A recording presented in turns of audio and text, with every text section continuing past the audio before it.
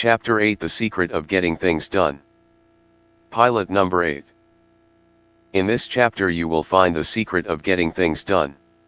You will also receive a self-motivator so powerful that it will subconsciously force you to desirable action, for it is in reality a self-starter.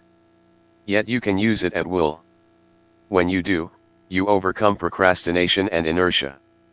If you do the things you don't want to do, or if you don't do the things that you do want to do, then this chapter is for you. Those who achieve greatness employ the secret of getting things done. Take for example the Reverend James Keller, a Maryknoll father of the Jesuit order. Father Keller had been developing an idea for quite some time. He hoped to motivate little people to do big things by encouraging each to reach beyond his or her own little circle to the outside world.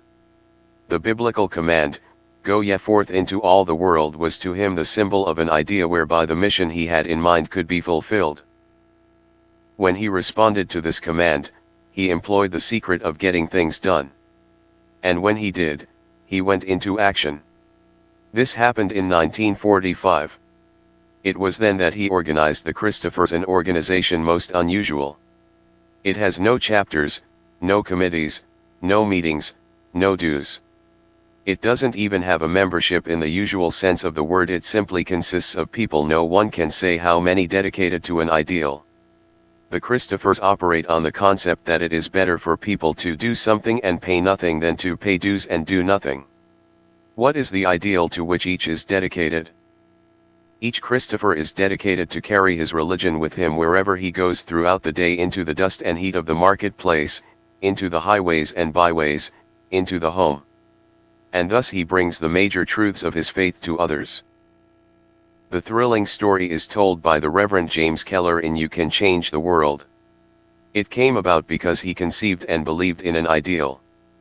But he did little or nothing about it until he responded to the secret of getting things done. You get the feel of the secret from the statement of E. Bauermeister, supervisor of education at California Institution for Men, Chino, California, who told the authors, "I always tell the men in our self-adjustment class that too often what we read and profess becomes a part of our libraries and our vocabularies, instead of becoming a part of our lives. Remember the biblical statement, 'For the good that I would, I do not, but the evil which I would not, that I do.' Now how can you train yourself to get into action immediately when it is desirable?" And then we told Mr. Bauermeister how the good things we read and profess can become a part of our lives. We gave him the self-starter for getting things done. How do you make the secret of getting things done a part of your life? By habit. And you develop habit through repetition. Sow an action and you reap a habit, sow a habit and you reap a character, sow a character and you reap a destiny, said the great psychologist and philosopher William James. He was saying that you are what your habits make you. And you can choose your habits. You can develop any habit you wish when you use the self-starter. Now what is the secret of getting things done, and what is the self-starter that forces you to use this great secret? The secret of getting things done is to act. The self-starter is the self-motivator. Do it now. As long as you live, never say to yourself, "Do it now," unless you follow through with desirable action.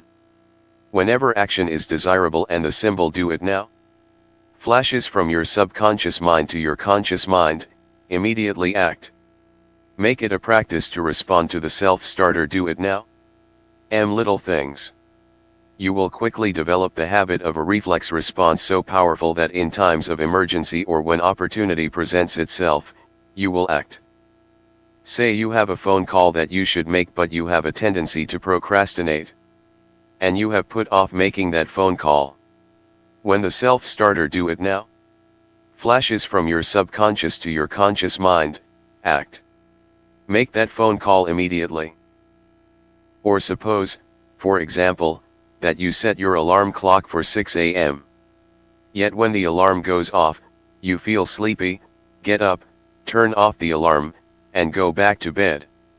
You will have a tendency to develop a habit to do the same thing in the future. But if your subconscious mind flashes to the conscious "do it now," then come what may, do it now. Stay up. Why? You want to develop the habit of responding to the self-starter. Do it now. In chapter 13 you will read how one of the authors bought a company with $1,600,000 in net liquid assets with the seller's own money. This became a reality because at the proper time the buyer responded to the self-starter. Do it now. Now H.G. Wells learned the secret of getting things done. And H.G. Wells was a prolific writer because he did. He tried never to let a good idea slip away from him. While an idea was fresh, he immediately wrote down the thought that occurred to him. This would sometimes happen in the middle of the night. No matter. Wells would switch on the light, reach for the pencil and paper that were always beside his bed and scribble away. And then he would drop off to sleep again. Ideas that might have been forgotten were recalled when he refreshed his memory by looking at the flashes of inspiration that had been written down immediately when they occurred. This habit of Wells was as natural and effortless to him as smiling is to you when a happy thought occurs. Many persons have the habit of procrastination. Because of it, they may miss a train, be late for work, or even more important, miss an opportunity that could change the whole course of their lives for the better. History has recorded how battles have been lost because someone put off taking desirable action. New students in our PMA Science of Success course sometimes state that the procrastination habit is the one they would like to eliminate. And then we reveal to them the secret of getting things done. We give them the self-starter. We may motivate them by telling them the true story of what the self-starter meant to a war prisoner in World War II. What the self-starter meant to a war prisoner. Kenneth Irwin Harmon was a civilian employee for the Navy at Manila when the Japanese landed there.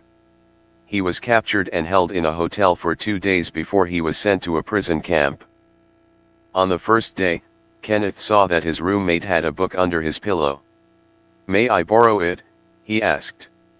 The book was Think and Grow Rich. Kenneth began to read.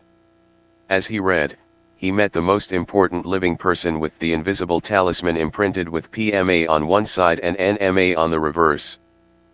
Before he started to read it, he had the feeling of despair. He fearfully looked ahead to possible torture, even death in the prison camp. But now as he read, his attitude became one inspired by hope. He had a craving to own the book. He wanted it with him during the dread days ahead. In discussing Think and Grow Rich with his fellow prisoner, he realized that the book meant a great deal to the owner. "Let me copy it," he said. "Sure, go ahead," was the response. Kenneth Harmon employed the secret of getting things done. He swung into immediate action. In a fury of activity he began typing away. Word by word, page by page, chapter by chapter. Because he was obsessed with the possibility that it would be taken away at any moment, he was motivated to work night and day. It was a good thing that he did, for within an hour after the last page was completed, his captors led him away to the notorious Santo Tomas prison camp. He had finished in time because he started in time. Kenneth Harmon kept the manuscript with him during the 3 years and 1 month he was a prisoner. He read it again and again. And it gave him food for thought. It inspired him to develop courage, make plans for the future, and retain his mental and physical health. Many prisoners at Santo Tomas were permanently injured physically and mentally by malnutrition and fear of the present and fear of the future. But V is better. When I left Santo Tomas than when I was interned, better prepared for life, more mentally alert, Kenneth Harmon told us. You get the feel of his thinking in his statement. Success must be continually practiced, or it will take wings and fly away. Now is the time to act. For the secret of getting things done can change a person's attitude from negative to positive.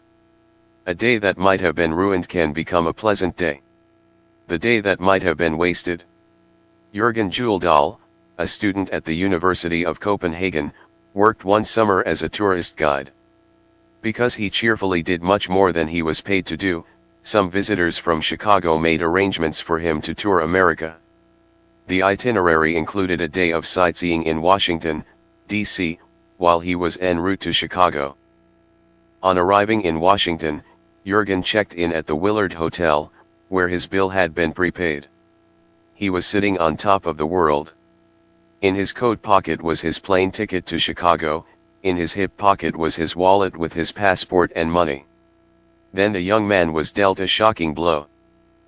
While getting ready for bed, he found that his wallet was missing. He ran downstairs to the hotel desk. "We'll do everything we can," said the manager. But the next morning the wallet had still not been located. Jürgen Juldal had less than $2 change in his pockets. Alone in a foreign country, he wondered what he should do. Wire his friends in Chicago and tell them what had happened? Go to the Danish embassy and report the lost passport? Sit at police headquarters until they had some news? Then, all of a sudden, he said, "No. I won't do any of these things. I'll see Washington. I may never be here again. I have one precious day in this great capital. After all, I still have my ticket to get me to Chicago tonight, and there'll be plenty of time then to solve the problem of the money and the passport. But if I don't see Washington now, I may never see it. I've walked miles at home, I'll enjoy walking here. Now is the time to be happy. I am the same man that I was yesterday before I lost my wallet. I was happy then. I should be happy now just to be in America, just to have the privilege of enjoying a holiday in this great city. I won't waste my time in futile unhappiness over my loss." And so he headed off, on foot. He saw the White House and the Capitol, he visited the great museums, he climbed to the top of the Washington Monument. He wasn't able to take the tour of Arlington and some other places he'd wanted to see. But what he did see, he saw more thoroughly. He bought peanuts and candy and nibbled on them to keep from getting too hungry. And when he got back to Denmark, the part of his American trip he remembered best was that day on foot in Washington, a day that might have gotten away from Jürgen Juldal if he had not employed the secret of getting things done. For he knew the truth in the statement. Now is the time. He knew that now must be seized before it becomes, "Yesterday I could have." Incidentally, to round off his story, 5 days after that eventful day, Washington police found both wallet and passport and sent them to him. Are you scared of your own best ideas? One of the things that often prevents us from seizing the now is a certain timidity in the face of our own inspirations. We're a little bit afraid of our ideas when they first occur to us. They may seem novel or far-fetched. There's no doubt about it, it takes a certain boldness to step out on an untested idea. Yet it's exactly this kind of boldness that often produces the most spectacular results. The well-known writer, Elsie Lee, tells about Ruth Butler and her sister Eleanor, the daughters of a nationally known New York furrier. "My father was a frustrated painter," says Ruth. "He had talent, but the need to earn a living left him no time to build a reputation as an artist. So he collected paintings. Later, he started buying paintings for Eleanor and me. Thus, the girls developed a knowledge and appreciation of fine art, along with an impeccable sense of taste. As they grew older, friends would consult them on what types of paintings they should buy for their homes. Often they would loan pieces from their collection for brief periods. One day Eleanor woke Ruth up at 3 a.m. "Don't start arguing, but I have a terrific idea. We're going to form a mastermind alliance." "Now what in the world is a mastermind alliance?" Ruth asked. "A mastermind alliance is coordination of knowledge and effort, in a spirit of harmony, between two or more people, for the attainment of a definite purpose. And that's just what we're going to do. We're going into the business of renting paintings." And Ruth agreed. It was a terrific idea. They set to work the same day. Although friends tried to warn them of dangers, their valued paintings might be lost or stolen, and there might be lawsuits and insurance problems. But they went right on working, accumulating $300 in capital and talking their father into loaning them the basement of his fur shop, rent-free. "We hauled 1,800 paintings from our own collections in among the code forms," Ruth recalls, "and ignored father's sad and disapproving eyes. The first year was grim, a real struggle. But the novel idea paid off. Their company, known as the New York Circulating Library of Paintings, became a success with about 500 paintings constantly on rental to business firms, doctors, lawyers, and for use in homes. One valued client was an inmate of the Massachusetts Penitentiary for 8 years. He wrote humbly that perhaps the library wouldn't rent to him, considering his address. The paintings went to him rent-free except for transportation costs. In return, Ruth and Eleanor received a letter from prison authorities telling how the paintings were used in an art appreciation course that benefited many hundreds of prisoners. Ruth and Eleanor started their business with an idea. And then they backed their idea up with immediate action. The results were a profit to themselves and increased pleasure and happiness for many others. Are you ready to double your income? In 1955, W. Clement Stone was one of 7 executives who made a tour of the Asiatic and Pacific areas as representatives of the National Sales Executives International. On a Tuesday in mid-November, he gave a talk on motivation to a group of businessmen at Melbourne, Australia. The following Thursday evening, he received a phone call. It was from Edwin H. East, manager of a firm that sold metal cabinets. Mr. East was excited. Something wonderful has happened. You'll be as enthusiastic as I am when I tell you about it. Tell me about it. What did happen? An amazing thing. You gave your talk on Motivation Tuesday. In your talk you recommended 10 inspirational books. I bought Think and Grow Rich and started to read it that evening. I read for hours. The next morning I started reading it again, and then I wrote on a piece of paper, my major definite aim is to double last year's sales this year. The amazing thing is, I did it in 48 hours. How did you do it? Mr. Stone asked East. How did you double your income? East responded, in your speech on motivation, you told how Al Allen, one of your Wisconsin salesmen, tried to sell cold canvas in a certain block. You said that Al was lucky because he worked all day and didn't make a sale. That evening, you said, Al Allen developed inspirational dissatisfaction. He determined that the following day he would again call on exactly the same prospects and sell more insurance policies that day than any of the other representatives in his group would sell all week. You told how Al Allen completely canvassed the same city block. He called on the same people and sold 66 new accident contracts. I remembered your statement, it can't be done, some may think, but Al did it. I believed you. I was ready. I remembered the self-starter you gave us, do it now. Asterisk, I went to my card records and analyzed 10 dead accounts. I prepared what might previously have seemed to be an enormous program to present to each. I repeated the self-starter do it now several times. And then I called on the 10 accounts with a positive mental attitude and made 8 large sales. It is amazing, truly amazing what PMA will do for the salesman who use its power. Now Edwin H. East was ready when he heard the talk on motivation. He listened to the message that was applicable to him. He was searching for something. And he found what he was looking for.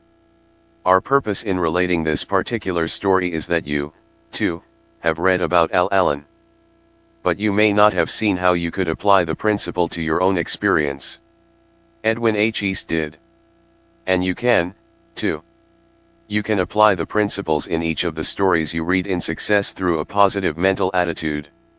Now, however, we want you to learn the self-starter, do it now. Sometimes a decision to act immediately can make your wildest dreams come true. It worked that way for Manly Sweezy. You can mix business and pleasure. Manly loved hunting and fishing. His idea of the good life was to hike 50 miles into the woods with his pole and his rifle, and hike back a couple of days later exhausted, muddy, and very happy. The only trouble with this hobby was that it took too much time out from his work as an insurance salesman.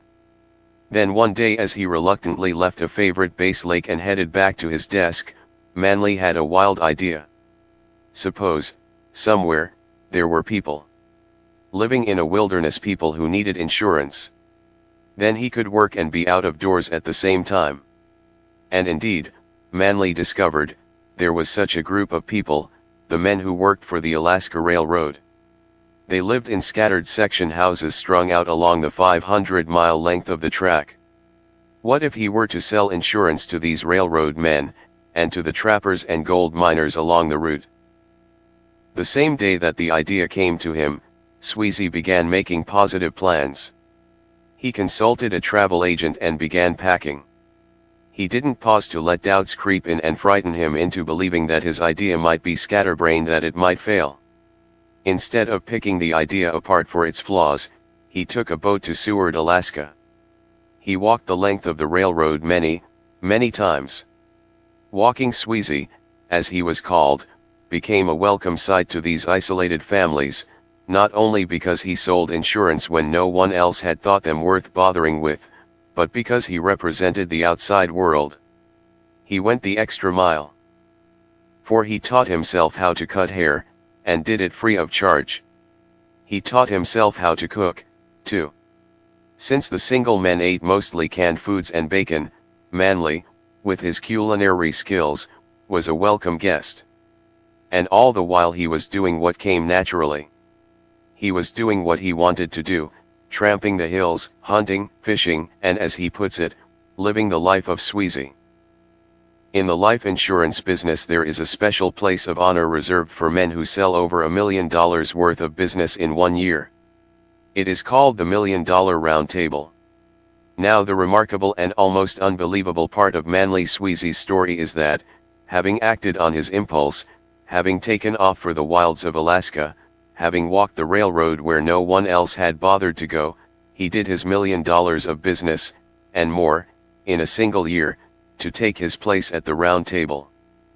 And none of it would have happened if he had hesitated to employ the secret of getting things done when his wild idea came to him. Memorize the self-starter Do It Now. Do It Now can affect every phase of your life. It can help you do the things you should do, but don't feel like doing. It can keep you from procrastinating when an unpleasant duty faces you. But it can also help you, as it did Manly Sweezy, to do those things that you want to do. It helps you seize those precious moments which, if lost, may never be retrieved. The endearing word to a friend, for example. The telephone call to an associate, first telling him that you admire him. All in response to the self-starter Do It Now. Write yourself a letter. Here is an idea to help you get started. Sit down and write yourself a letter, telling the things you always intended to do as though they had already been accomplished, some personal, some charitable, and others community projects. Write the letter as if a biographer were writing about the wonderful person you really are when you come under the influence of PMA. But don't stop there. Use the secret of getting things done. Respond to the self-starter Do It Now. Remember, regardless of what you have been or what you are, you can be what you want to be if you act with PMA. The self-starter Do It Now is an important self-motivator. It is the important step towards understanding and applying the principles of the next chapter entitled, How to Motivate Yourself. Pilot number 8. Thoughts to steer by. The secret of getting things done. 1. It is better for people to do something and pay nothing, than to pay dues and do nothing. 2. Too often what we read and profess becomes a part of our libraries and our vocabularies, instead of becoming a part of our lives. 3. Sow an action and you reap a habit, sow a habit and you reap a character, sow a character and you reap a destiny. 4. The secret of getting things done is, do it now. 5. As long as you live, never say to yourself do it now, unless you immediately follow through with desirable action. 6. Now is the time to act. 7. Now is the time to be happy. Do it now. Do it now. Do it now.